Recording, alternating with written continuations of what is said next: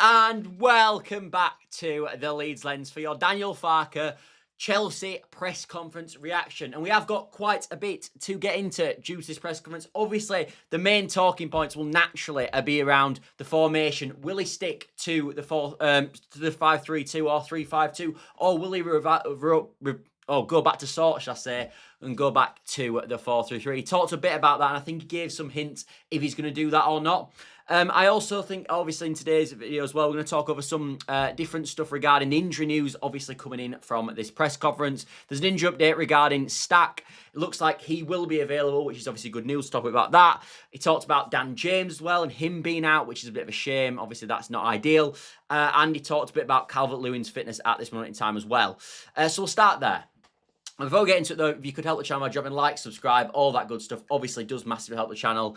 And apologies for saying it at the start of videos, it just seems to do better.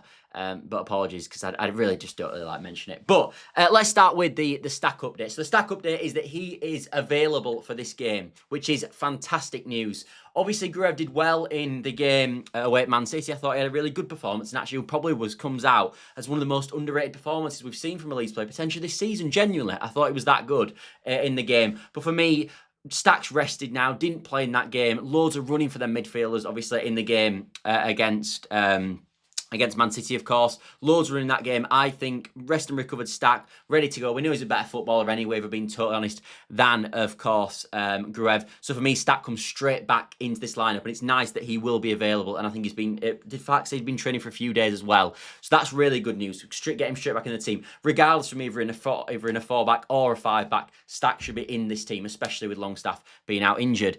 Unfortunately, there was an update regarding Dan James, who is out for 8 weeks with a hamstring tendon injury. So not on a hamstring where he's pulled his hamstring, a hamstring tendon injury, which is something to do with the tendon. This is a shame because 8 weeks is a long time, obviously just about 2 months. It looks like he talked about the fact that they may have done surgery for it, but they decided not to do surgery in the end, and they are just going to go ahead and try to do the normal sort of rest and recovery to get back in the team. I sometimes think in these situations, I don't know what you guys think, but I sometimes think sometimes you're better just doing the surgery if it's a problem. We've seen it so many times. I remember Pascal Struijk having an issue. Obviously, in that first season, we went down to the Championship of Daniel Farke, and he was out for ages, and he was meant to, didn't have a surgery for ages and ages, and then we ended up having the surgery anyway and never coming back until he had the surgery. So sometimes you're better doing that. But regardless, he is going to be out for a long time now. And I think what's interesting about this, I think this sort of brings in the idea of where do you go with the formation, because my feeling going into this game was that he can't possibly start Brendan Aronson again on the right-hand side. Surely not. He knows it'll zap the atmosphere going into in game. He knows that he's not playing particularly well as well. He knows that the crowd, it's just giving a negative impact onto the pitch. So for me, the obvious thing to do if you're going to play sort of a 4-3-3 was to obviously start Dan James on the right-hand side. I still don't think he fully fancies Gnonto, so I don't think that's a full solution either. But now Gnonto's obviously not, we know Gnonto's not, I don't think he's ever really been favoured by Daniel Farke. So I think this maybe pushes you more towards the 5-3-2, because obviously the 5-3-2 doesn't require wingers. You can go back to your 2 up front. He talked as well about the fact that Calvert-Lewin is ready to start this game. We're expecting Nemecha to be able to start as well. So does the Dan James injury, I guess, push us more towards the 5-3-2 for this particular game? Obviously, the James news is awful for long term. I think it might force Leeds United to do something in the market, which I think they should be doing anyway, but it might push Leeds United more to do something in the market, obviously, with this James injury. But what's more important is obviously this Chelsea game coming up.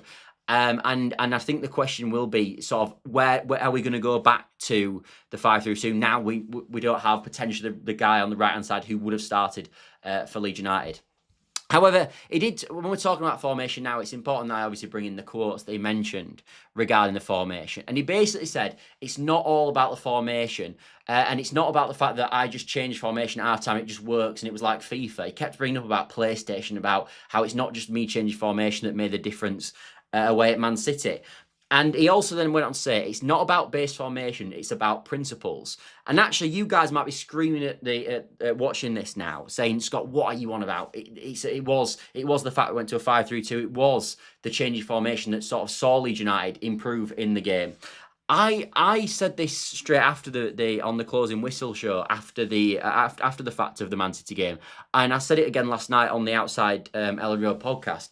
I don't think it was as much about the formation, the 5-2 helped Leeds United. I think it helps like Jaden Bogle. I think it helps Goodmanson at left wing back as well. I think it worked with the two strikers up front. I think there was loads of things in the 5-2 that worked.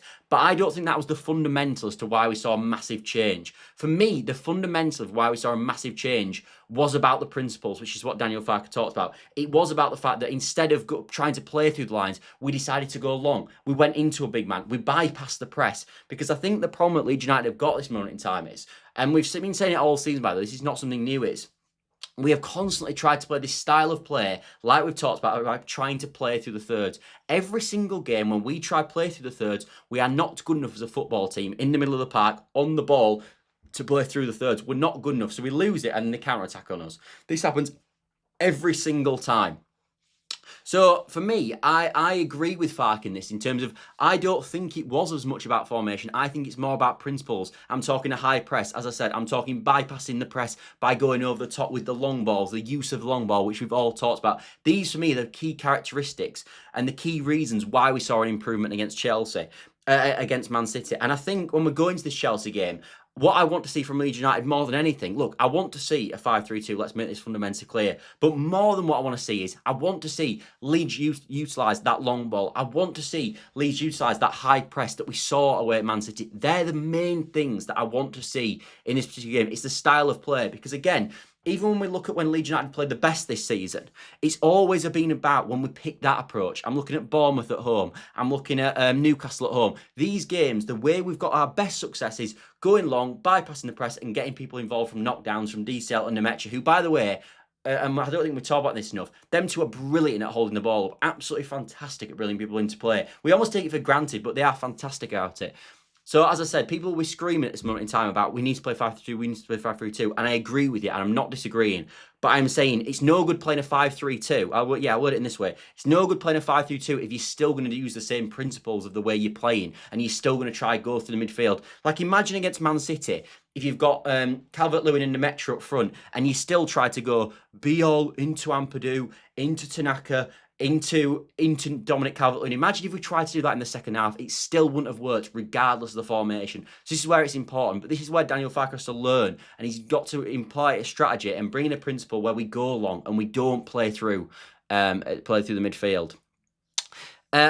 Anyway, let's move on to some other things that he said as well. He also said that one of the reasons why they asked him about why didn't you basically start in, or they asked, he was talking, it wasn't actually more of a quote, it was more of a quote just as he was on a long monologue like we know Daniel Farke does, but he was talking about Bo now actually at this moment in time.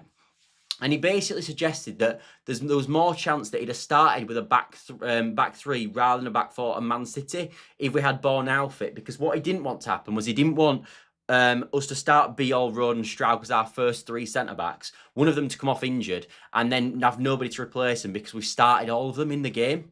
That's basically what he's getting at. I think this is a cop-out answer. I really think it's a cop-out, and I think it's a cop-out for a number of reasons. One, I think it's a cop-out because I don't actually believe it. I don't believe that Daniel Farke genuinely thought going into the Man City game, I'm not going to play a back three because one of my centre-backs might get injured and I've not got Bo now on the bench. I don't actually believe it. But the other reason why I think it's the wrong comment to make is we have got players in this team, even if they're not centre-backs, who can play in a three centre-back system. Playing in a three centre-back system is quite different to playing in a back two. And you've seen that without some of the players in the team and when it suits our characteristics of our players.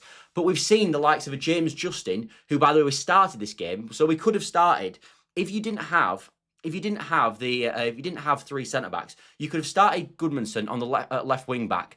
And you could have started the back three that we wanted. And you also could have James Justin, who, by the way, has played right centre-back and left centre-back for England and for Leicester a number of times. And actually, I think suits him quite well. So we do have options in the back three. So I think it's a bit of a cop-out to say that, we didn't do that because we didn't have Bo now fit. I don't know what you guys think on that. I'd be interested to know in the comments. But I was thinking when he said that, that is a bit of a cop-out answer, as I said, because we've got options in there. We also know for the record that Ethan Ampadu can play in the centre-back role. He's played with Ethan Ampadu before in the centre-back. I get that more because probably he's going to play him in the midfield, and we didn't have extra midfielder options in there. Like Ampadu had to play because obviously Stack and Longstaff were both out. But James Justin can play centre-back in a back three and has done a number of times. So you did have options, Daniel. You could have started in a back three, in my personal opinion. And also, you should just start your best team, surely, as well. I think that's something we've got to say with this. Surely just start your best team, and you've got to work from it if Biel, Rodon or Strauch do pick up an injury. So I did think that was a bit of a cop-out as well. So I think what we're getting to this with, and they're the main quotes that I picked out. He said a lot of other stuff, but I don't want to pick out loads and loads of stuff because I think it's almost boring for the video. But I think fundamentally what we're getting to this is what are Leeds United going to do in the game versus Chelsea? This will be the underlying question. Are they going to go to a back five, or are they going to stick with the back four that we've played, obviously, in every single home game? And he did sort of said one way or another. But one thing he did mention, which is something I've just remembered actually, that's come to me, is he also accidentally sort of said that going into the game, we need to find a way to sort of play through Chelsea's press. That he said we need to find a formation that's going to work to play through Chelsea's press. This worried me, I've got to be honest, because when we go all the way back to the conversation we were just having about the fact that we need to play over the press, if he's talking about we're playing through the press again and we're trying to find a formation to play through the press, I'm screaming at the telly because I'm thinking that means we're gonna try the characteristics that we know don't work, and we're gonna try play through the lines. So as I said, I'm hoping that's a I don't know, a misspeak or whatever. But the proof will be in the pudding. But yeah, that is where we're at. Look, I think Daniel Farke is probably coming to the end of his time at Leeds United. I still think he will be sacked after Liverpool. But that is the quick update regarding the press conference today. So I hope you've all enjoyed, as always. If you could drop, as I said, like, subscribe, all that good stuff does massive help the channel. And I hope you enjoyed this, like, not massive long video like we usually do. We'll obviously do some of them this evening, but we'll get back to the usual style this evening. But just a nice little quick update regarding the press conference. Anyway, thanks all for watching, as always, and I'll see you later, everybody. And also, let me know in the comments, what do you think? Are you thinking back to a back four, or are you thinking that it sticks, potentially goes and twists and goes to a back five?